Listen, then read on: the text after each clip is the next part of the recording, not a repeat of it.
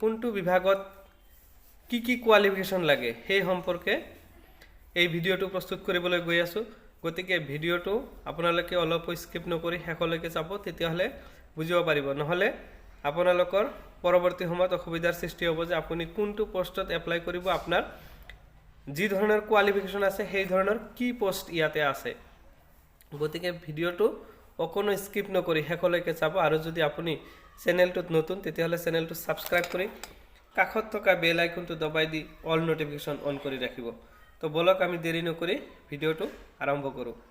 Hello' everyone, welcome back to my YouTube channel Dewan sir tutorial. আজি এটা বিশেষ video' লৈ আপোনালোকৰ সন্মুখত উপস্থিত হৈছোঁ। এই ভিডিঅ'টোৰ জৰিয়তে ডাইৰেক্টৰ অফ মেডিকেল এডুকেশ্যনৰ দ্বাৰা প্ৰকাশিত যিটো এডভাৰটাইজমেণ্ট আছে, এডভাৰটাইজমেণ্টত কোনটো বিভাগত কি কি কোৱালিফিকেশ্যন লাগে, পদৰ সংখ্যা 1902টা আছে, যেটো নেকি মই আগৰ ভিডিঅ'ত উল্লেখ কৰিছোঁ। এইবাৰ মূল বিষয়টোলৈকে আহিছোঁ যে ইয়াত পোষ্টসমূহ আমাৰ কি কি দিয়া আছে। ইয়াত আমাৰ পোষ্টসমূহ দি আছে এনেস্থেটিক টেকনিচিয়ানৰ কাৰণে কোৱালিফিকেশ্যন লাগিব যিকোনো গভট ৰিকগনাইজড ইনষ্টিটিউটৰ পৰা এনেস্থেচিয়া বিভাগত টেকনিচিয়ান হ'ব লাগিব। আৰ্টিষ্টৰ কাৰণে কোৱালিফিকেশ্যন হৈছে HSSLC, that means higher secondary pass, degree diploma in fine arts and recognised institute. নেক্সটত আছে আপোনাৰ audiometry technician, bachelor degree in audiometry and speech pathology or equivalent as per MPPCD guidelines. তাৰপিছত আছে 4 নম্বৰত audio' visual technician for central photography. ইয়াৰ কাৰণে educational qualification দিছে ITI passed certificate or NCVT certificate in TV mechanic. তাৰপিছত দিয়া আছে ব্লেকস্মিথৰ কাৰণে ITI passed certificate NCVT certificate in ব্লেকস্মিথ। 6 নম্বৰত আছে আমাৰ কাৰ্পেণ্টাৰৰ কাৰণে ITI passed certificate or NCVT certificate in carpentry. কেটালগাৰৰ কাৰণে যিটো কোৱালিফিকেশ্যন লাগিব, কোৱালিফিকেশ্যন দিছে কি graduate with degree diploma in library science from govt recognized institute with DTP certificate. Dark room এছিষ্টেণ্টৰ কাৰণে হায়াৰ ছেকেণ্ডাৰী পাষ্ট হ'ব লাগিব with 1 year experience in dark ৰুমৰ 1 বছৰৰ এক্সপিৰিয়েঞ্চ থাকিব লাগিব। এক্স-ৰে প্ৰচেছিং ৱৰ্কছৰ লগত জড়িত থাকিব লাগিব। ডেণ্টেল টেকনিচিয়ান, ইয়াৰ কাৰণে higher secondary or equivalent with 2 years diploma in dental technician, 2 বছৰৰ ডিপ্ল'মা থাকিব লাগিব ডেণ্টেল টেকনিচিয়ানৰ ফ্ৰম গভট ৰিকগনাইজড ইনষ্টিটিউট, যিকোনো গভট ৰিকগনাইজড ইনষ্টিটিউটৰ পৰা। ড্ৰেছাৰ, ইয়াৰ কাৰণেও যিটো কোৱালিফিকেশ্যন এইটো আমাৰ HSLC with diploma in physician assistant course OT technician course.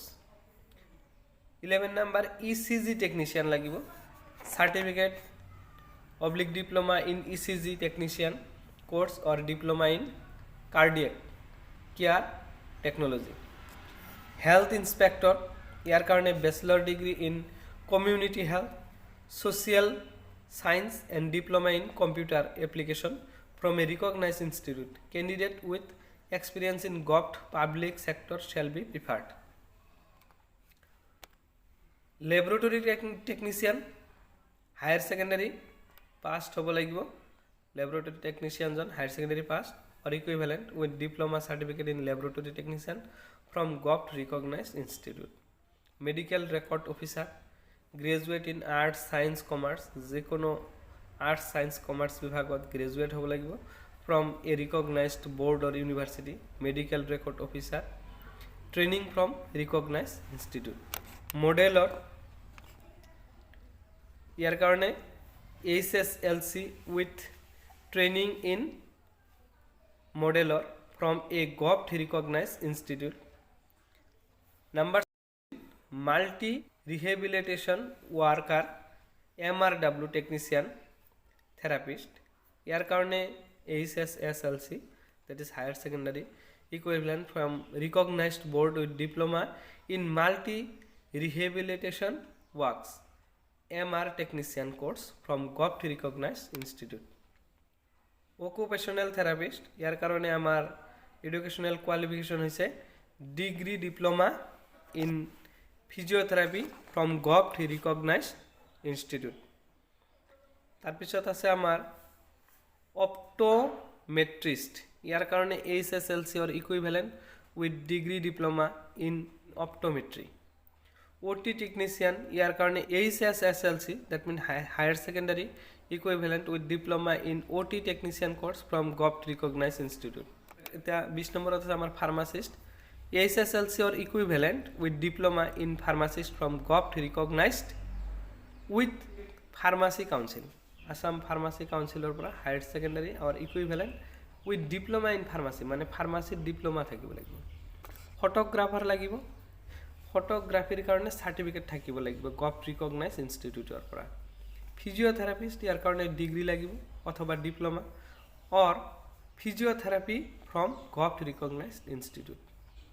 23 নম্বৰ আহি আছে আমাৰ প্রস্থেটিক অর অর্থোটিক টেকনিশিয়ান ইয়ার কারণে এডুকেশনাল কোয়ালিফিকেশন যেটা লাগিব bachelor degree diploma in orthotic technician course from recognize institute. Public health nurse ইয়ার কারণে এডুকেশনাল কোয়ালিফিকেশন লাগিব B.Sc nursing oblique GNM course passed from any nursing school যিকোনো nursing স্কুলৰ পৰা GNM কোৰ্স পাস্ট হ'ব লাগিব অথবা B.Sc নাৰ্সিং কমপ্লিট কৰা হ'ব লাগিব। Institution recognized from Indian nursing council Indian nursing কাউন্সিলৰ দ্বাৰা ৰিকগনাইজড যিকোনো ইনস্টিটিউটৰ পৰা B.Sc নার্সিং অথবা GNM পাস হ'ব লাগিব। রেডিওথেরাপির কারণে higher secondary or equivalent in radiotherapy technician certificate course or equivalent from any medical council of Assam অসমৰ যিকোনো মেডিকেল কাউন্সিলৰ পৰা রেডিওথেরাপিস্ট হ'ব লাগিব। রেডিওগ্রাফিক টেকনিশিয়ান ইয়ার কারণে হায়ার সেকেন্ডারি লাগিব or radiography technician certificate course or equivalent from any medical college of Assam recognize institute of govt of Assam. Social worker degree in social work from recognize institute ইয়ার কারণে আমার ডিগ্রিটো লাগিব social work degree. Number 28 speech therapist HSLC or equivalent with degree in speech therapy from state central govt recognized institute। Staff নাৰ্সৰ কাৰণে qualification হৈছে B.Sc nursing অথবা GNM course passed from any nursing school যিকোনো nursing স্কুলৰ পৰা GNM অথবা B.Sc nursing pass হ'ব লাগিব আৰু Indian institute recognized by Indian nursing council Indian nursing কাউন্সিলৰ দ্বাৰা ৰিকগনাইজড প্ৰাপ্ত হ'ব লাগিব। Supervisor higher secondary or equivalent with diploma certificate in the field from govt recognized institute higher secondary বা ইয়ার ইকুইভ্যালেন্ট হ'ব লাগিব diploma certificate or diploma oblique certificate in field from govt recognized institute. TB or chest disease health visitor higher secondary science passed হ'ব লাগিব with health visitor training course and diploma in computer application from recognized institute যিকোনো recognized ইনস্টিটিউটৰ পৰা HSLC with health visitor training course and diploma in computer application from recognized institute. Technician assistant for CSS ইয়ার কারণে higher secondary অথবা higher secondary equivalent with certificate course in CSS from govt recognized institute. 33 number technician for animal operation room animal operation ৰুমৰ কাৰণে technician লাগে ইয়াৰ কাৰণে higher secondary equivalent with diploma in animal অপাৰেশনৰ diploma থকা হ'ব লাগিব or its equivalent from recognized institute. Technician or CSS ইয়াৰ কাৰণে higher secondary or equivalent with certificate course in CSS from recognized institute। Technician from virology ল্যাবৰ কাৰণে technician লাগে higher secondary pass with diploma certificate in laboratory technician from govt recognized institute। 36 number technician in audio visual aids, technician in audio visual aids ITI pass certificate or NCVT certificate in TV mechanic.